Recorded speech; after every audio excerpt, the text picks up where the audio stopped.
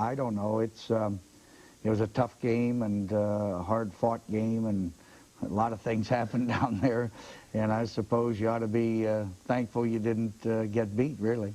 Where do you put this Michigan team at this point right now? Still a little inconsistent offensively, I think. Well, we didn't move the ball as well as I thought we would offensively. Defense played well again. We blew a couple of opportunities.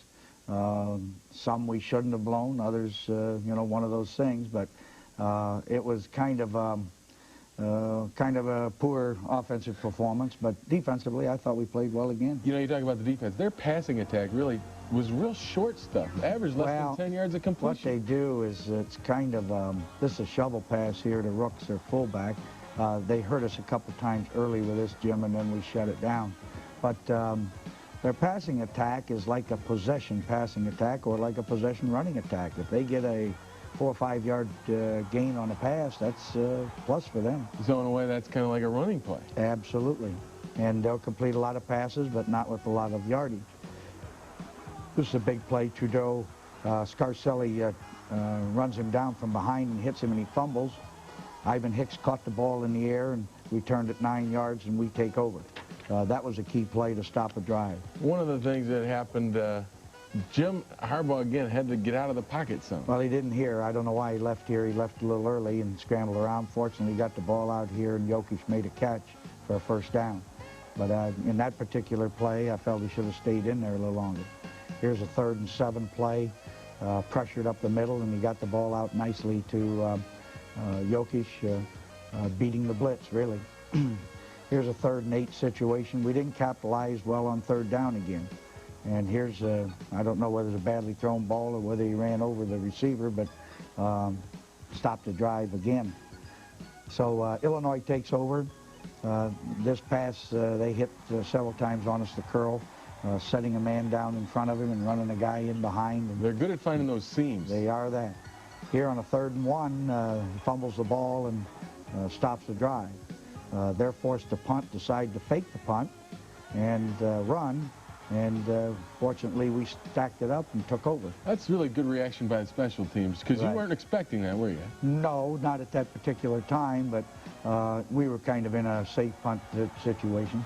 Here we were running a reverse with Gerald White. Dropped the ball, picked it up, threw a 40-yard pass to Paul Jokic. It was complete. This was a big play and got us down into scoring position again. Jim rolls out here again, throws down here a ball that Paul insists that he caught. The official felt that he had said something to him and took us right out of field goal range by penalizing us 15 yards for unsportsmanlike conduct. That was when the bench got extremely upset, not about the call. The bench didn't get upset about the call, although I don't know whether he caught it or not, but it did get upset at the 15-yard penalty at such a period. I feel sometimes that these officials are intimidated when they by the crowd, particularly down here at Illinois. They come back with Trudeau throwing again the little short stuff. There's very little you can do to defend that. Well, you can defend it, but then you're going to get the big ones. So you better let them catch some of those short ones. They get down in, but miss an opportunity for the field goal. That field goal was missed. That's correct. And now we take the football. This is Morris on the sweep. We didn't get a lot of good running plays out there. He picked up the first down. Now we got a penalty here, and we're in a 4th down and 20, and Monty takes off running from deep in our own territory. Now, was that called by you?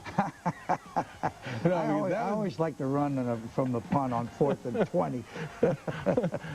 So you didn't call that one? So Jim comes out and hits Paul Jokic. You're not going to answer, are you? Well, I'm not going to call that one, no. Unfortunately, we get down in there with an opportunity to kick a field goal, and we miss it. So both of us have missed a field goal here in the first half. 0-0. Did you expect that kind of a defensive struggle? Well, no, I didn't at all. I thought we would score. I thought they would probably score. Their offense is too good.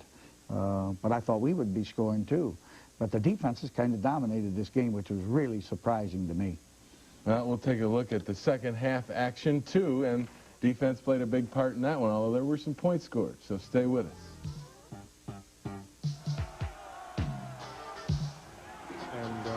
stuck Gerald in there to throw the ball and put him in flanker, and I ran down to safety, and they thought it was the reverse, and I just peeled off this free safety, basically.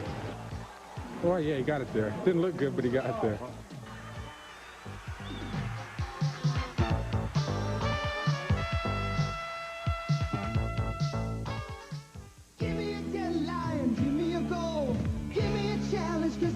We're going to make it, or we bounced short, and luckily it just hit short enough to preserve the tie. Dieter Herron got 2 field goal attempts. One of them was good, but the one he got, he didn't get by much, but he got enough of it. He got enough of it, yes, and he's a kind of a defensive football player that can block kicks. You know, he knows where to go. And he got a punt earlier this year. Well, he got a punt at Michigan State, and he got his hands on 2 balls down there. You come into the second half, opening the third quarter, and it looked to me as though you had the offensive problem solved. Did you feel that way? Well, I felt we would move the second half. I didn't see how they could keep us from scoring, but, you know, we tend to stop ourselves. We broke down on pass protection a couple of times, and here's Gerald White coming out on about a 12-yard gain, the first down. This is our first possession after the half, Jim. They were really lined up tight. They were really trying to stop the run, weren't they? Mm-hmm. 3rd and 6. He goes down and hits Johnny Colasar for a big gain, 30-yard gain, all the way down into their territory now. And we get down in close and get stopped again, have to go to the field goal, and this time Mike Gillette puts it right down the middle. And that makes it 3-0. They came back, had a series where they had to punt, and you had to give it back to them, and here they are. That's right. You know, if we'd have moved at that time, we'd have been in real good shape. Here he threw to the tight end down the middle and hit him for a big play. But this is just a very badly played by our short corner, letting him outside. Longest run from scrimmage that we've had this year, and really, to be honest with you, Jim, there's no sense in that. And that particular play led to their field goal. We get a sack here from Mark Mesner to take them back, but that long run gave them the field goal. And there's one thing you know about running the football: you don't let it outside the perimeter. And we let it out for a big gain, which is not good. Now that tied it up at 3 at that point, and we move on to the fourth quarter now. And in the fourth quarter, with probably, what, 11 minutes or 10 minutes left, you begin to go on a good drive. We have a good drive going here. We have White and Perriman in the backfield, and mixing the running up here a little bit. This is a bootleg. Jim decides to run, picks up a first down. We're down in their territory. We possessed the ball, and we looked good. We blocked well, did a good job. This was a 3rd down and 7. Ran a sweep, and Gerald White runs hard and picks up the first down. At this point, it looked like, you know, they were unstoppable going to get in because the power off tackle was working. Yes, we were dominating the line of scrimmage for the first time all afternoon, and that was good. But here, with a first down on the 12, we fumble the ball, and they recovered. You know, instead of having 2nd and 7 on the 9, we turned the ball over to Illinois with enough time for them to take their time to get whatever drive they want, and they do a good job. They do hold on to the ball. Yeah, we were hitting good here, but, you know, they held on to the ball. Let's give them credit there. But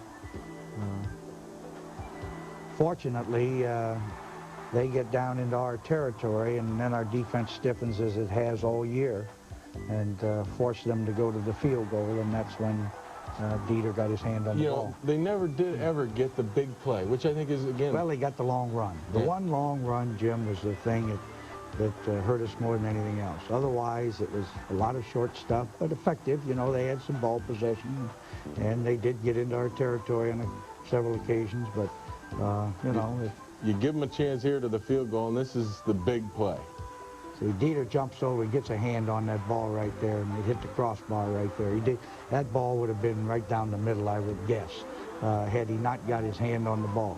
But getting the hand on the ball saved the day for us. At least, you know, when you look at it, when you have an opportunity to kick a field goal that close in the last play of the game, you almost assume, you know, it looks like you're going to get beat.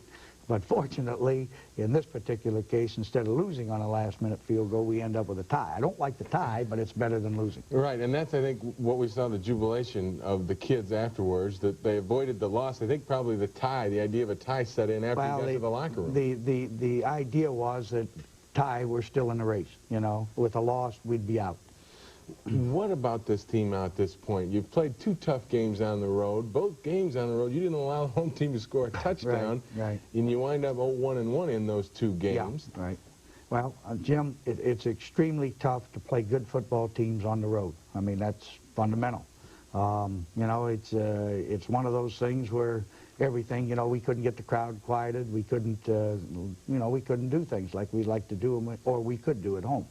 But nevertheless, in those very close, contested games, I honestly feel that home field advantage is a tremendous thing. Tied up 3-3, Michigan, Illinois. Coming up next, a great story about a great young man who almost came back from nowhere. Stay with us.